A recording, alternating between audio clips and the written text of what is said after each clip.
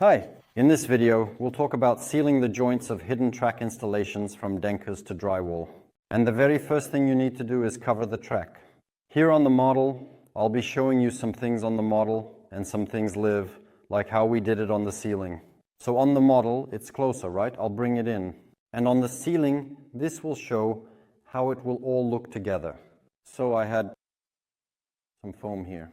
It's cut slightly wider than the inner width of the track and is inserted so that the track is flush with this area. Now I'll bring the camera in closer and show you everything clearly. But in reality, when we work no longer on the model, of course, but on the ceilings, I still use Penoplex for covering. It's a bit stiffer and it gives me a certain depth that I can adjust and push the Penoplex inside the track. And the material itself is denser. It's a bit stiffer and it gives me a certain depth that I can adjust and push the Penoplex inside the track. And the material itself is denser. So it's easier to work with. Since this is a model, I'll show you approximately on the model. So it all looks like this. You take the Penoplex. Let's imagine the Penoplex. And we insert it very slowly and carefully.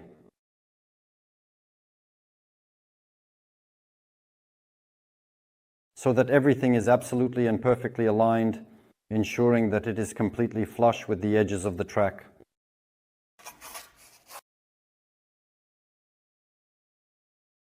After you've covered the track, we need to deal with these joints that were cut at a 22.5-degree angle. Prime it, let the primer dry, and then we'll get to work. And then we move on to sealing the joints. So this will be our initial plastering with joint compounds for sealing drywall joints. Before it was Unifloat, CE86, and it's going to be in the video now since I still have some leftovers.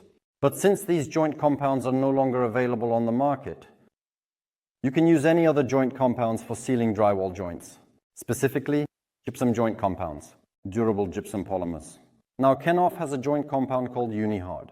It fits. As a last resort, if necessary, you can use Fugen as a final option.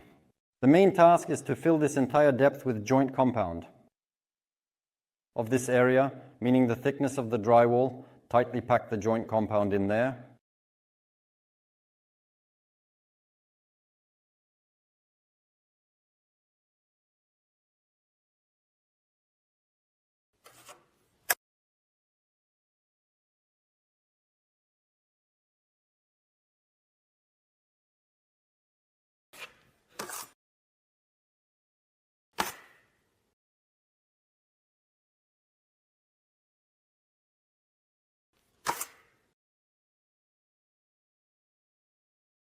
Our first delay occurs on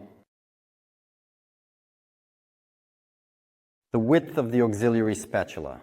There's no point in trying to pull wider right from the start because our main task is to fill this part really well.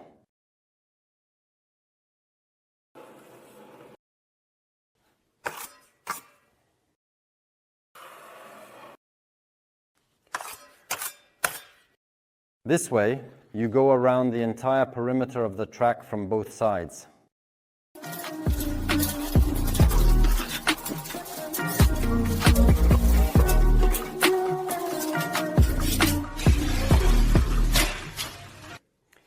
Next, when the first layer has dried well, natural shrinkage will still occur in this area as moisture is released.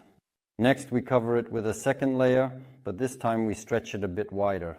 So we cover the joint area of the track again, ensuring that the joint area is completely covered and that no part is left exposed while being meticulous in our approach.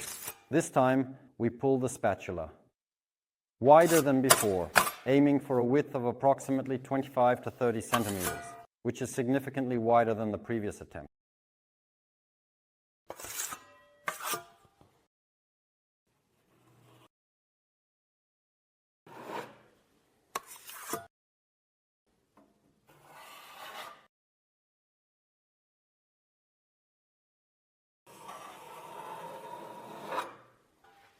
So, we're once again fixing the plaster dip and spreading it over a wider area, specifically with gypsum plaster, so that later, when everything dries we won't have any shrinkage in this area after further wet processes. After drying, sand the gypsum plaster to remove bumps. Prime, let dry, and apply leveling plasters like polymer ones to spread wider from the edge. Prime again, let dry, and use leveling plasters to spread wider. Plaster joints simultaneously. We let it dry, and then we use basic leveling plasters, like polymer ones, to spread it even wider from this edge. So everything is done while plastering the joints at the same time. When we're spreading the drywall joints, we're also extending it wider from this boundary with the leveling plasters. That is, everything is done simultaneously when filling the joints. So, when we're spreading the drywall joints, we're also extending it wider from this edge with leveling plasters. Well, I'm already working with polymer plasters like Cement Garnissant. Or it could be on Gypsum Jet 5 if someone is leveling, or maybe Jet 9. So, it's specifically when we need to spread the joints, level the plane, and further smooth out that spot where the track joint meets the drywall surface, so that everything is as flat as possible.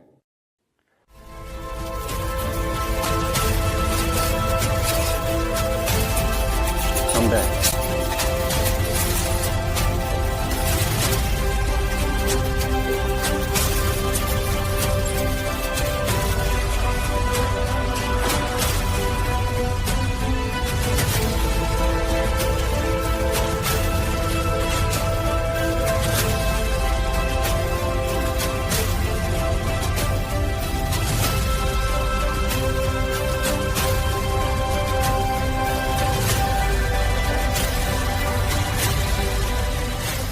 After we've made the adjustments with the leveling polymer mixtures, we again sand it down, dust it off, prime it, and then our surface is ready for applying the fiberglass mesh.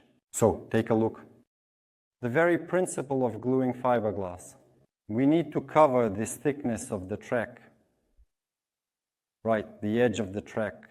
This way, we'll eliminate any potential hairline cracks, even though there shouldn't be any in the first place, because our track is part of the system and moves along with the drywall.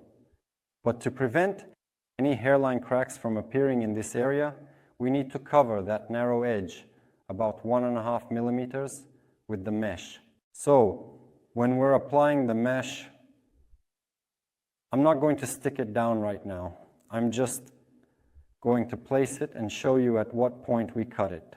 We cut it from the side of our covering, from the side of the foam board.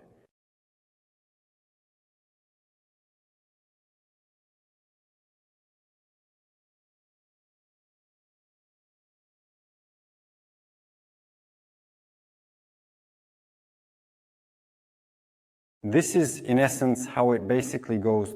Essentially, this is how we carefully apply the fiberglass mesh.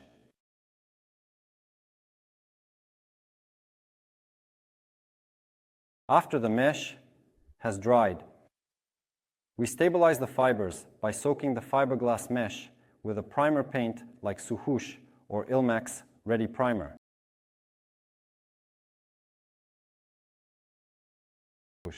We soak the mesh thoroughly, and then we work with the finishing plasters. Every time we get to this area, any excess will be removed because we have the covering here, and this edge will already be covered. So there won't be any cracks in this spot anymore. After you've already finished plastering your surface with the finishing plasters, we sanded it down and primed it with a deep penetration primer. We applied the primer paint before painting. Right before painting, I recommend recovering the tracks. Since a lot of material has already accumulated on this foam board, which was our covering, you take out the old foam board, cut a new piece, insert it, paint it, let it dry, and then you need to work carefully from there.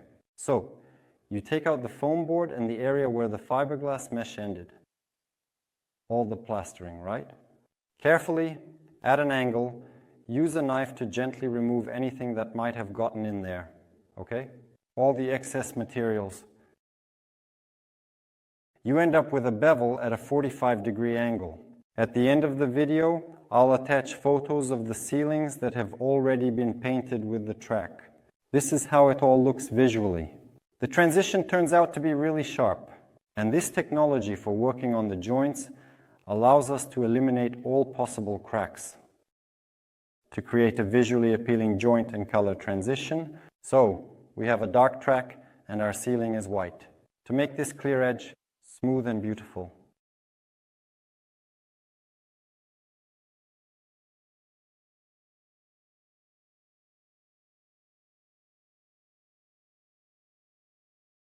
I hope this video was helpful for working on the joints of the hidden track installation from DENKIRS, and I wish you all good luck with your work.